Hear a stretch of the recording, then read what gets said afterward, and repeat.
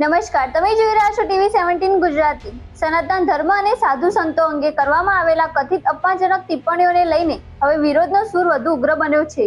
વડોદરા જિલ્લાના ડભોઈ ખાતે સેવા સદનમાં મોટી સંખ્યામાં સાધુ સંતો અને વિવિધ હિન્દુ સંગઠનોના આગેવાનો એકત્રિત થયા હતા। તેમણે શાસન પપ્પુ યાદવ વિરુદ્ધ કડક વિરોધ નોંધાઈ ડભોઈના નાયબ કલેક્ટરને આવેદનપત્ર સુપ્રત કર્યું હતું। સાધુ સંતોનું કહેવું છે કે સનાતન ધર્મ સંત સમાજ અને ધાર્મિક પરંપરાઓ અંગે કરવામાં આવેલી ટિપ્પણીઓનો સમાજની ધાર્મિક લાગણીઓને ઠેસ પહોંચાડે છે અને તેને કોઈપણ સંજોગોમાં સ્વીકાર્યા નહીં। આ વિષયમાં ભારત દેશ, આર્યાવર્ત, સનાતન હિન્દુ સંસ્કૃતિ એમાં બે પરંપરા ચાલુ છે, કૃષિ અને ઋષિ। કૃષિ એટલે ખેડૂતો જે કામ કરે છે ખેતીમાં, આંબા ઉપર વાંઢા ફૂટે છે અને ખેડૂતો એ વાંઢાને કાપી નાખે છે। વાંઢા ઉપર ફળ નથી આવતા, કેરી નથી લાગતી। આ મંદિરમાં સંસદ ભવન ભગવાનના મંદિર જેટલું પવિત્ર છે અને એની અંદર આવા વાંઢા ફૂટ્યા હોય, વાણી વિલાસ કરતા હોય અને લગામ વિનાના ઘોડા જેવું હણહાટી કરતા હોય, આવા લોકોને જેમ વાંઢો કાપી નાખવામાં આવે છે એમ આ લગામ વિનાના ઘોડાઓ છે એને પણ સંસદમાંથી દૂર કરવા જોઈએ। ડભોઈ સેવા સદન ખાતે યોજાયેલા કાર્યક્રમમાં ઉપસ્થિત સંતોએ જણાવ્યું હતું કે તેઓ આ ઘટનાને માત્ર એક સામાન્ય નિવેદન તરીકે નહીં જોતા, પરંતુ સનાતન ધર્મના અપમાન તરીકે જોવે છે। તેમના જણાવ્યા મુજબ આ પ્રકારનું વર્તન અને નિવેદન માફી લાયક નથી।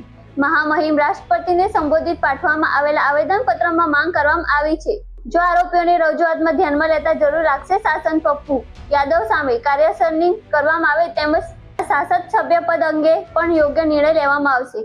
ઋષિનો આ દેશ છે। અમારા પૂર્વજોએ પોતાની કરોડરજ્જુનો હાડકાનું વજ્ર બનાવી અને વૃત્રાસુરને માર્યો હતો, પણ આ વાણી વિલાસ કરનારા જે લગામ વિનાના ઘોડાઓ, એના બાપદાદાઓએ કોઈની હડ્ડી આપી, કોઈએ હડ્ડી આપી અને આ દેશને બચાવવાનું કાર્ય કર્યું હોય એવો એક પણ ઇતિહાસ નથી। જેનું અપમાન કરવામાં આવે છે સંતો, એમને તો પોતાની કરોડરજ્જુઓ કાઢીને આપી દીધી છે। ભારતમાં 25 લાખ સાધુઓ છે, એક એકના હાડકાનું વજ્ર બનાવી અને નાશ કરવામાં આવે અસુરોનો તો 25,000ને તો મારી જ નાખે।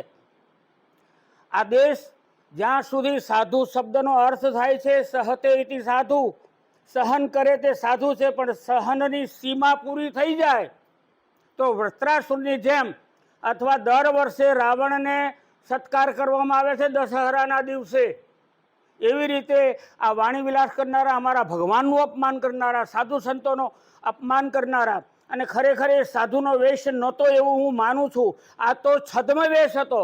સાધુનો વેશ હોય તો જીભ ઉપર લગામ આવે, સાધુ કોઈ દિવસ આવું બોલે જ નહીં। કાર્યક્રમ દરમિયાન સંતોએ મતદારોને અપીલ કરી હતી કે જાહેર જીવનમાં પ્રતિનિધિઓ પાસેથી જવાબદાર અને સંયમિત ભાષાની અપેક્ષા રાખવી જોઈએ। સાથે જ તેમણે જણાવ્યું છે કે જાહેરમાં પોતાની ભૂલ સ્વીકારી માફી માંગી અને આગામી દિવસોમાં દેશવ્યાપી વિરોધ કાર્યક્રમો યોજવા અંગે વિચારણા કરવામાં આવશે।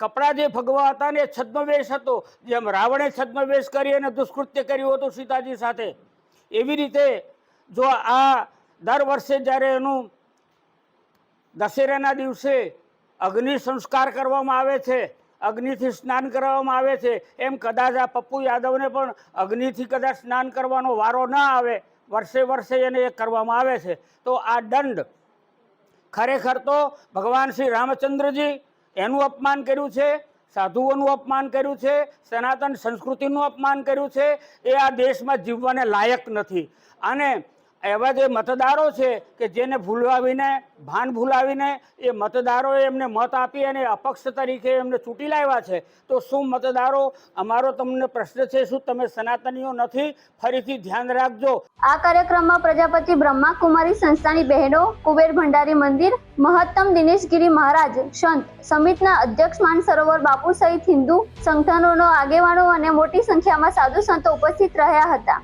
હાલ સમગ્ર મામલે ચર્ચાનો વિષય બન્યો છે અને હવે આગળ શું કાર્યવાહી થાય છે તેના પર સૌની નજર છે। આવી જ નવી માહિતી માટે જોડાયેલા રહો ટીવી 17 ગુજરાતી સાથે।